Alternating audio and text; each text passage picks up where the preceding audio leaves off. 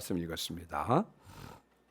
자, 이제 13장부터는 이제 또 다른 사건에 대한 이야기들이 이제 기록이 되는데, 이제 13장은 여러분 다윗 가문에서 일어난 강간 사건과 이제 살인 사건을 다루고 있습니다. 다윗이 이제 밧세바를 취했던 것처럼요, 그 암논이 이복 동생 다말을 강간하고, 또 다윗이 우리아를 죽였던 것처럼 그 압살롬이 암논을 죽이는 이야기가 오늘 13장의 내용입니다. 자, 이는 나단 선지자를 통해서 선언하셨던 하나님의 재앙의 시작인데, 여러분 12장 10절과 11절 보시기 바랍니다. 12장 10절과 11절 보시면, 10절에 보시면, 이제 내가 나를 업신여기고 햇사람 우리아의 아내를 빼앗아 내 아내로 삼았은즉 칼이 내 집에서 영원토록 떠나지 아니하리라 하셨고, 여호와께서 또 이와 같이 이르시기를, 보라, 내가 너와 네 집에 재앙을 일으키고, 네 집에 재앙을 일으키겠다라고 말씀하신 대로 이제 나단 선지자를 통해서 말씀하신 이 하나님의 재앙이 다윗의 가문에 시작되는 내용이 오늘 13장의 내용입니다. 자, 먼저 한번 1절 보시기 바랍니다. 1절. 그 후에 이 일이 있으니라. 그 후에 이 일이 있다. 여러분, 이제 13장에서 벌어지는 이 사건은 앞장에서 다윗이 범한 밧세바 간음 사건의 결과로 나타난 것임을 지금 보여주고 있는 것입니다. 이 13장의 내용은 동떨어진 내용은 아니고 이제 11장부터 12장 계속 그 연결되는 그런 내용인 것을 오늘 본문은 우리들에게 분명히 밝혀주고 있습니다. 여러분, 다윗이 죄를 용서받았잖아요. 나단 선지자 12장에 보니까 나단 선지자가 책망했을 때 12장 13절 보면, 내가 여호와께 죄를 범하였노라 라고 자신의 죄를 인정합니다. 그랬더니 하나님께서는 나단 선지자를 통해서 여호와께서도 당신의 죄를 사하셨나니 당신이 죽지 아니하려니와, 하나님께서 다윗의 죄를 용서해 주셨습니다.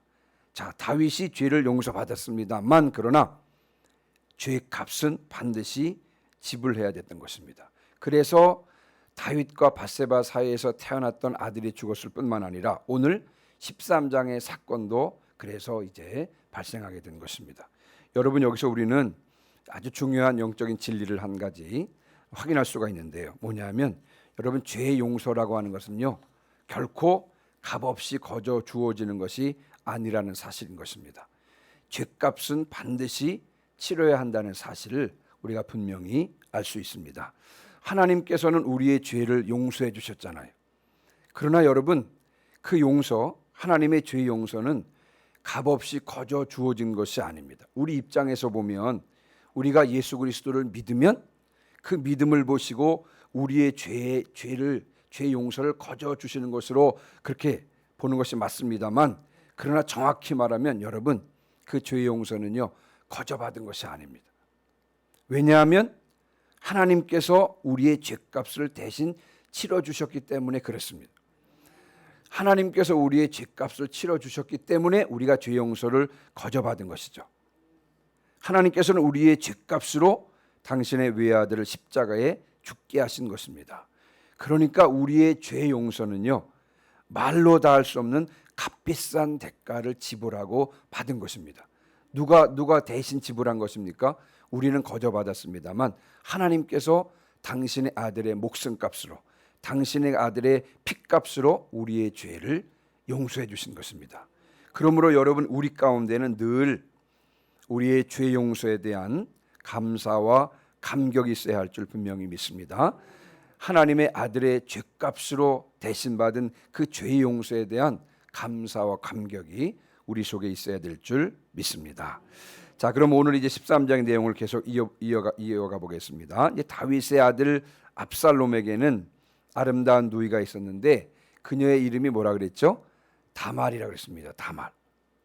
자, 그런데 다윗의 배다른 아들 이 암논이 다말을 사랑한다 그랬습니다. 자, 그러면 약간 이 구도를 좀 알기 위해서는요, 다윗이 헤브론에서 낳은 아들들이 누군지를 좀 살펴보는 게 도움이 될 텐데, 여러분 그 사무엘하 3장을 한번 가보겠습니다. 사무엘하 3장을 한번 펼쳐보시기 바랍니다. 2절부터 5절.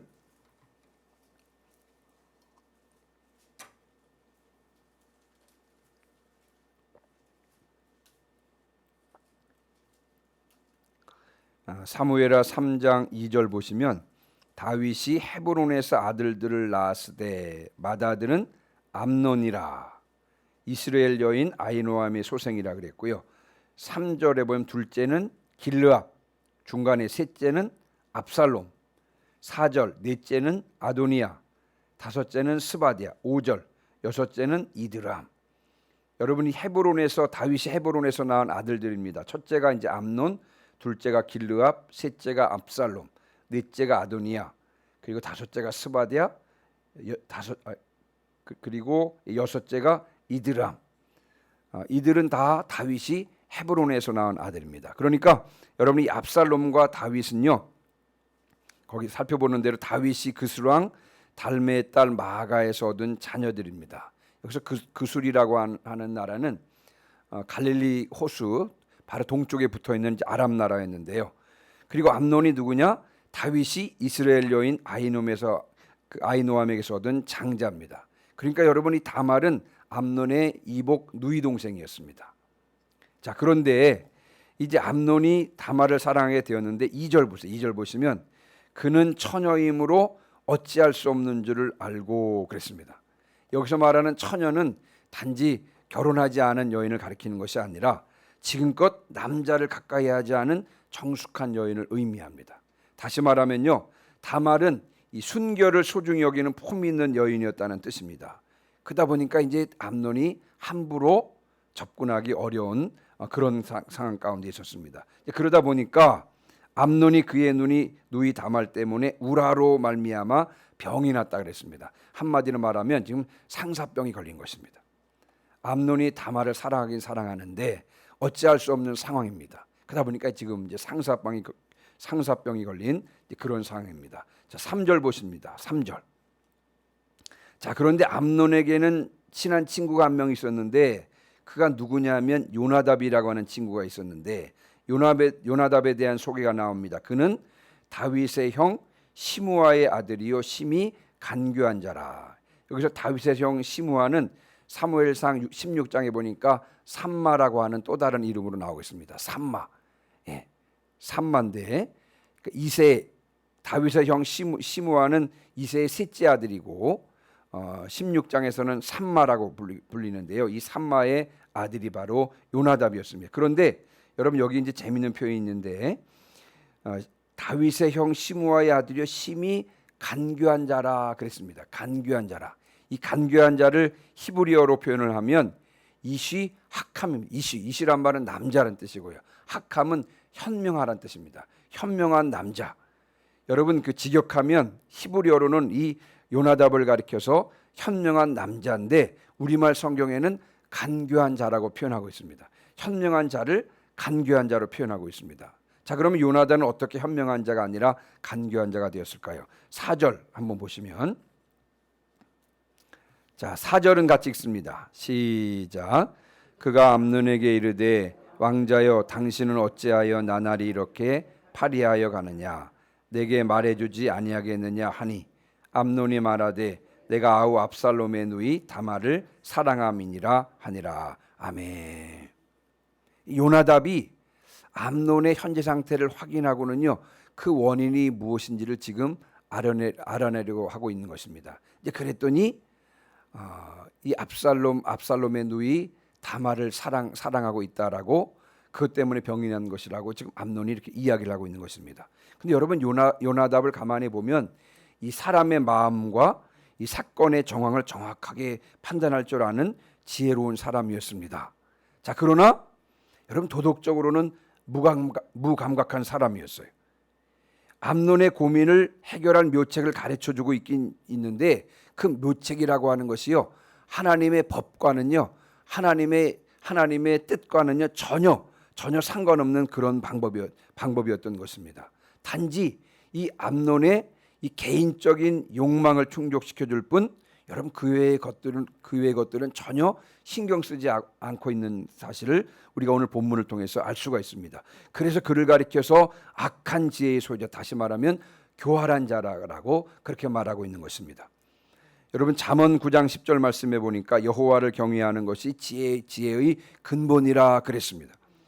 아무리 기발한 해결책이라고 할지라도, 묘책이라고 할지라도 여러분 그것이 하나님을 경외하는 것과 상관이 없다면 그것은 지혜라고 할 수가 없는 것입니다. 단지 인간의 꾀 혹은 교활한 것, 또 악한 지혜라고 밖에는 말할 수 없는 것입니다. 그래서 여러분 요나답이라는 사람은 사람의 마음과 사건의 정황을 정확하게 파악할 줄 아는 사람임에도 불구하고 여러분 그를 가리켜서 성경은 교활한 자다, 간교한 자다라고 그렇게 말하고 있는 것입니다. 여러분 5절로 한번 넘어가 보겠습니다. 자, 5절 보시면 이제 요나답이 묘책을 제시를 합니다만 뭐냐 하면 병든 채 하다가 아버지 다윗을 이용해서 암논과 다말을 만나게 하는 것입니다. 침대에 누워서 아픈 척 하라는 것입니다. 암논이 아프면 아버지 다윗이 병문안 올 것이고요.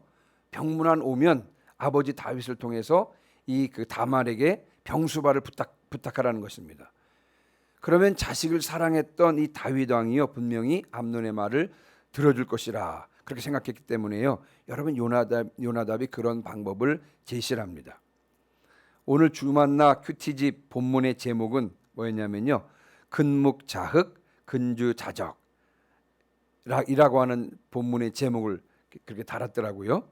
뜻이 뭐냐면 근묵자흑, 먹을 가까이 하면 검어지고, 근주자적, 붉은 물감을 가까이 하는 자는 붉어진다는 뜻입니다. 어떤 사람을 가까이 하고 어떤 사람의 말을 듣느냐는 것이 중요하다는 것이죠. 암논은 요나답을 가까이해서 요나단의 말을 듣게 되었고, 여러분 그 결과적으로 보면 이 다윗의 집안에 엄청난 불행이 닥치게 되는 것을 우리가 볼 수가 있습니다. 누구를 가까이하고 또 어떤 사람의 말을 듣느냐는 것이 중요하다는 것이죠. 잠언 13장 20절 말씀해 보니까 지혜로운 자와 동행하면 지혜를 얻고 미련한 자와 사귀면 해를 받는다는 것입니다. 누구와 사귀고 누구와 동행하느냐, 누구를 가까이 하느냐가 중요하다는 것입니다. 여러분 그 예를 솔로몬의 아들 르호보암에게서도 볼 수가 있는데요. 여러분 이제 솔로몬이 죽고 나서 그의 아들 르호보암이 이제 왕이 됩니다. 그때 여러분 온 이스라엘 회중이 르호보암을 찾아왔습니다. 그래서 이제 왕에게 말씀을 드리는 거예요. 아버지 솔로몬이 자신들에게 멍에를 무겁게 하였다는 것입니다. 그래서 고역과 이 멍에를 가볍게 해주면 왕을 섬기겠습니다 라고 여러분 이스라엘의 온 회중이 이 르호보암을 찾아와서 그렇게 이제 말씀을 드립니다. 그랬더니 르호보암은 백성들에게 3일 후에 다시 찾아오라고 그렇게 이야기를 합니다. 자, 그리고는 이 르호보암이 그 사이에 두 부류의 신하들에게 자문을 구합니다. 한 부류의 신하들은 어떤 사람이냐면 솔로몬 때 섬겼던 사람, 다시 말하면 좀 솔로몬 왕을 모셨던 노인 신하, 나이 든 신하들에게 이 상황이 이러이러한데 어떻게 대답하면 좋겠습니까? 라고 묻습니다. 그랬더니 이제 나이 든 신하들이 왕이시여 온 이스라엘을 섬기고 좋은 말로 대답하면 그들이 왕을 잘 섬길 것입니다. 그러니까 좋은 말로 대답을 하라 그랬습니다. 자, 그리고 이번에는 두 번째 부류, 다른 부류의 신하들, 다시 말하면 자기와 자라난 젊은 신하들에게 묻습니다. 그랬더니 젊은 신하들이 충고를 합니다. 뭐냐면 이렇게 충고를 해요. 내 새끼손가락은 내 아버지의 허리보다 굵다. 나는 너희의 멍에를 더 무겁게 하겠다. 내 아버지는 채찍으로 너희를 징계하였지만 나는 전갈 채찍으로 너희를 징계하리라. 여러분 같았으면 어떤 신하들의 충고를 들었겠습니까? 르호보암은요, 자기와 평상시에 잘 어울리던 젊은 신하들의 충고를 들었고요. 그 충고를 받아들여서 결국은 온 이스라엘 사람들에게 포악한 말로 답변을 했고, 결국 이스라엘이 르호보암 때 남과 북으로 갈라지는 그런 불행이 시작된 것을 우리가 성경을 통해서 알 수 있는 것입니다. 만약 르호보암이 나이 든 신하들의 충고를 받아들였다면 결과는 어떻게 되었을까? 그런 생각을 해보게 됩니다. 그래서 여러분, 이 누구와 사귀고 누구와 동행하느냐가 중요한 것입니다. 제가 예를 한 가지 더 들어보면, 이제 제가 이제 부목사로 있을 때 어떤 집사님이 저희 속회였는데, 그때 교회에서 전도 폭발 훈련을 시작했습니다. 전도 폭발을 했는데 이제 이분이 임신 중이었습니다. 그래서 제가 조금 이분이 좀 강력하게 좀 하고 싶어 해서 제가 좀 조심하라고 그랬는데, 그렇게 하고 싶어 해서 결국은 전도 폭발을 시작을 했는데, 훈련하는 중에 유산이 됐습니다. 유산이 된 거예요. 굉장히 좀 당황스럽더라고요. 그래서 병원에 이제 입원 중이었는데 가야 될 텐데 제가 너무 가기가 좀 마음에 부담이 돼가지고, 제가 이제 저희 교회 담임 목사님 사모님 이러저러 한데 같이 가줄 수 있냐 그랬더니 같이 가시겠다 그래서 이제 사모님이랑 이제 몇 분 권사님들이랑 이렇게 갔습니다. 갔는데 제가 뭔가 죄를 지은 느낌이에요. 그 전도 폭발 빡센 훈련인데 처음부터 하지 말라 그랬을 걸 그냥 괜히 시켜가지고 또 이런 일이 있나 싶어서 굉장히 마음이 부담이 되더라고요. 갔는데 너무 놀라운 일이 있었습니다. 뭐냐면 갔더니 그 사모님이요, 아무렇지도 않은 듯이 툭 말씀을 하시는 거예요. 아유 힘들지 뭐 그러면서, 아유 나도 유산을 한 경험이 있어. 그러면서 그냥 툭툭 아무렇지도 않은지 툭툭 이야기를 하니까 그 여자분이 밝아지더라고요. 밝아지면서 그러면서 마지막에 사모님께서 하시는 말씀이, 하나님께서 더 좋은 기회를 주실 거야. 그러니까 낙담할 필요가 없어. 그렇더라고요. 근데 그 집안은 아들이 귀한 집안인데요. 아들이 귀한 집안인데 이제 유산을 했잖아요. 그리고 나서 그 후에 또 이분이 몸을 추스린 다음에 전도 폭발을 또 시작을 한 것입니다. 이제 그리고 나가지고 임신을 했는데, 여러분 아들이 귀한 집안에 아들 쌍둥이를 임신한 것입니다. 아들 쌍둥이를 임신해가지고 그 집안에 엄청 사랑을 받는 것을 제가 보았습니다. 그럼 제가 마음에, 야 굉장히 심각한 문제인데 그냥 툭툭 이렇게 그냥 한두 마디 툭툭 하면서 오히려 하나님을 더 기대하게 하고 결과적으로는 그렇게 된 것을 볼 수가 있습니다. 여러분 그것을 보면서 제가 누구를 가까이 하느냐, 누구와 사귀고 누구와 동행하느냐가 중요하다, 그런 생각을 다시 한번 해보게 되었습니다. 자, 그리고 여기서 한 가지 더 좀 생각해 볼 것은 뭐냐면요, 여러분 요나답이나 르호보암의 젊은 신하들은 제가 가만히 보면 그 당사자들이 듣고 싶어하는 말을 한 것입니다. 암논이 누구냐면 그 당시 나이로 보면 다윗의 장자로서 왕위 서열 1위였습니다. 그러니까 요나답은 암논만 생각하고 암논이 듣고 싶어하는 말을 한 것입니다. 르호보암은 누굽니까? 이스라엘 전체 왕이 될 사람입니다. 여러분 그가 어떤 말을 듣고 싶어 했을까요? 이 젊은 신하들은 르호보암이 듣고 싶은 말을 한 것입니다. 여러분 누구나 자기가 듣고 싶어하는 말이 있어요. 그런데 여러분 우리는 내가 듣고 싶은 말만을 들으면 안 됩니다. 내가 듣고 싶은 말이 아니라 주님의 말씀을 들어야 하는 줄 믿습니다.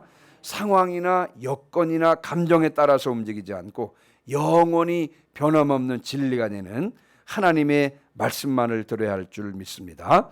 6절에 보니까 이제 암논은 자신의 욕망에 눈이 어두워서요, 결국 요나답의 부도덕한 묘책을 따르게 되고요, 결국 요나답의 잘못된 충고는 다윗 왕가의 엄청난 불행을 가져온다고 하는 것이 오늘 6절 이하의 그런 내용인 것입니다.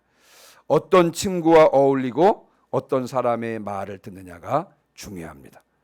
나를 즐겁게 하지만 그러나 하나님 보시기에 합당하지 않은 만남은 끊어내야 할 줄 분명히 믿습니다.